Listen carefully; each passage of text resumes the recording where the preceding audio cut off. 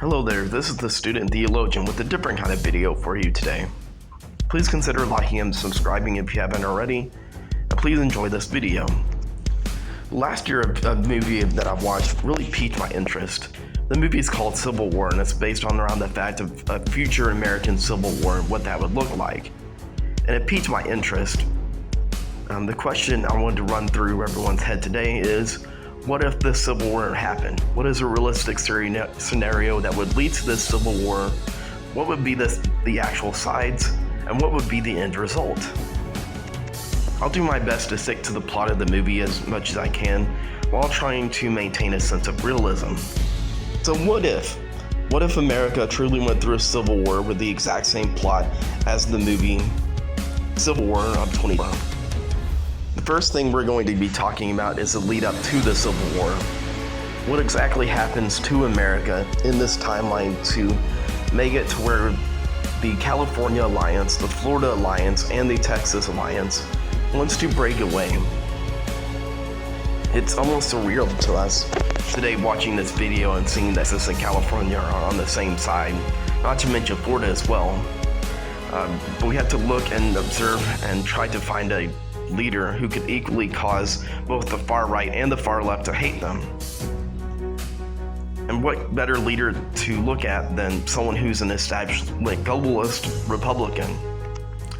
So in a realistic scenario, it would take someone like George Bush or Nikki Haley in order to get the far right and the far left on board with secession.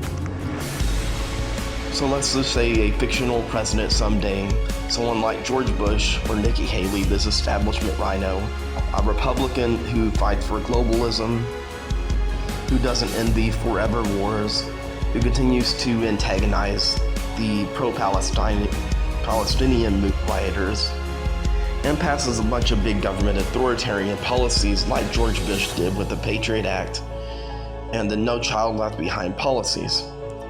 This ensures that this presidential candidate that we're looking to in this fictional scenario upsets both the left and the right, as we could tell within the George Bush administration that he did upset the far left and the far right. There are three reasons given to us in the movie as to why this Civil War takes place, why this president is so unpopular amongst the people. One of the reasons is he abolished the FBI, which is something that I don't think is going to be very unpopular. So I'm going to skip over that. I don't think that him doing that would be very unpopular at all. But the other reasons given are that the president becomes a dictator by getting a third term in office and using drone strikes against his own citizens who are protesting. This would upset almost the entire majority of people in America and would certainly vindicate the call for secession. So let's just say this mythological president that we've invented actually does this. What would the map look like? Here's a realistic map I invented. We're going to rename a couple of these countries because I don't think that the Florida Alliance would maintain its name Florida Alliance. I think it would need something a little more inclusive of all the other states involved. So I came up with the name of Republic of Grand Dixie. California as well, they're in the map of the Civil War movie. They're presiding over Washington and Oregon as well, so I named their entire alliance Cascadia. And the rest of the states are, of course, the United States that are fighting for the unpopular president. I love the plot of the movie has Texas and California seceding. Throughout their history, Texas and California has flirted with the idea of secession, depending on if there was a Republican in office or a Democrat. In this scenario, since it is a Republican in office, we're going to say that California secedes first, forming the Cascadian Federation to the far left there.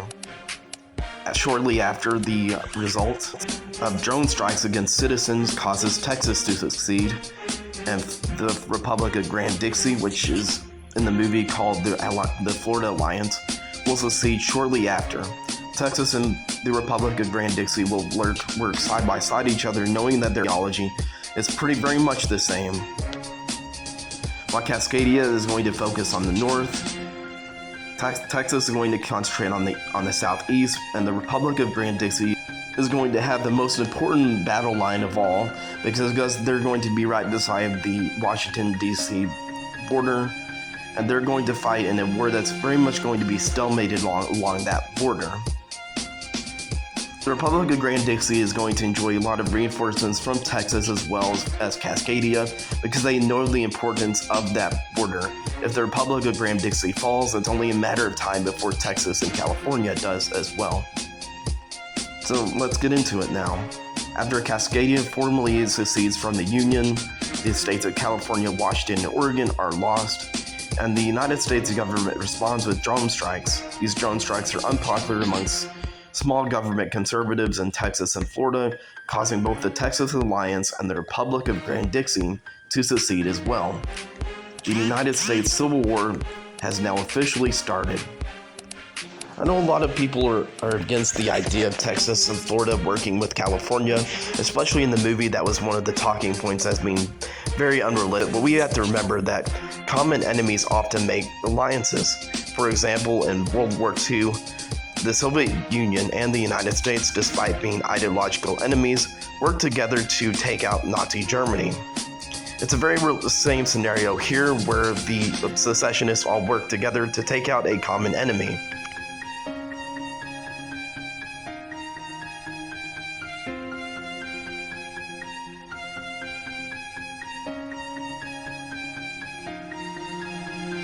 The most bloodiest parts of this conflict is going to be occurring near the United States and Grand-Dixie border, simply because Washington, D.C. is right there above Virginia. In the coming months, West Virginia and Kentucky are secured by the United States as they try to squash the rebellion by cutting through the heart of the Grand-Dixie. This battle line, however, stalemates due to the reinforcements being done by California and Texas. In the First Civil War, the American South was crushed due to a lack of population and industry. In the new Civil War, this is not going to be the problem, as California and Texas and Florida are among the most populated and industrial states in the Union, and they're all fighting on the same cause. California and Texas expand their empires in the plains, as Texas swoops in and takes Nebraska, Kansas, South Dakota, and Wyoming, while California expands their empire to take Nevada, Utah, Colorado, Arizona, Idaho, and Montana. The United States is starting to lose ground and morale, as well as precious farm and resources that have been taken by the three alliances against them. The United States is facing a three-pronged war on three different fronts. And I don't see any foreign intervention happening on either side. Russia or China are not going to be in stable conditions enough to interfere in the American Civil War, as they have their own problems to face, and Europe is not going to defend a dictator who used force against peaceful protesters. So all in all, the United States is screwed.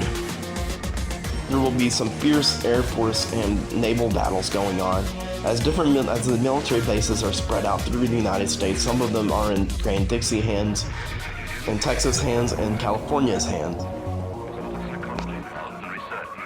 However, the important Atlantic Fleet is still in Virginia, and Virginia is the one state that the Grand-Dixie desperately needs to reconquer.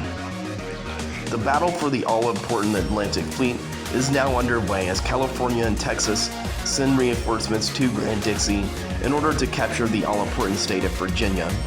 If the Atlantic Fleet is conquered by Grand-Dixie, it's only a matter of time before the United States is facing bombardment from the naval fleet against cities like New York and Washington, D.C.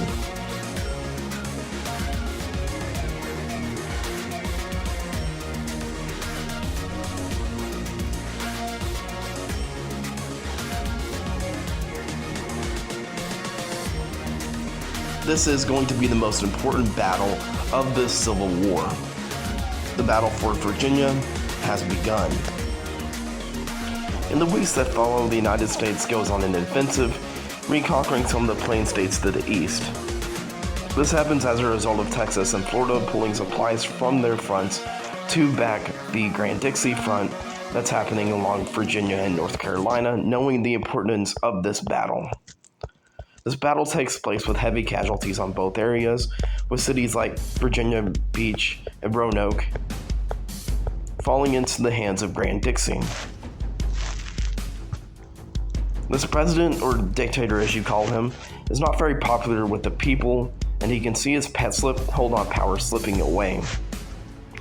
The battle was won by the Texas, Florida, and California alliance as Virginia falls into the hands of Grand Dixie, and the Atlantic Fleet falls into their hands as well. Cities like Pittsburgh, New York City, and Washington, D.C. are bombarded by the newly acquired Atlantic Fleet, turning the tides of the war in the secessionist favor.